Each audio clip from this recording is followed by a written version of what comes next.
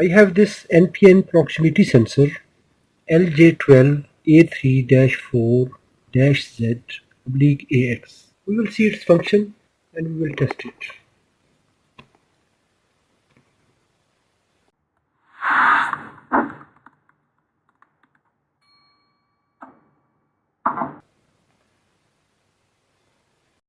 We have three wires here: brown, blue, black.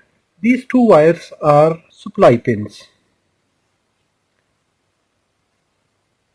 Positive, ground. Input voltage range is 10 volt to 36 volt, maximum 200 milliampere. Blue, brown, and this wire is output wire. Brown wire, positive voltage, blue wire, return path. I connected 12 volt here because it is NPN proximity sensor.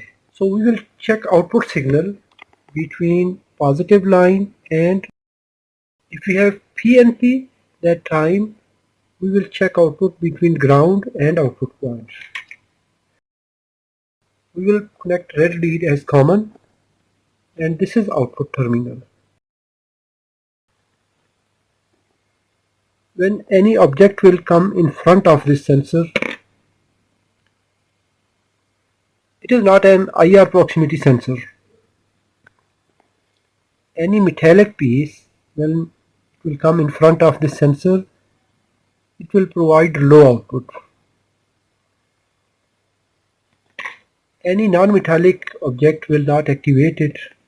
We need any metallic piece. Normally the LED is on, output is active.